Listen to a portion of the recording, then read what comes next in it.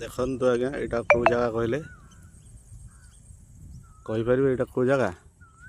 ଏଇଟା ହେଉଛି ସୁଦୂର ଭାଲେରୀ ପାହାଡ଼, ଚିଲିକା ଠାରୁ ମାତ୍ର 5 କିଲୋମିଟର।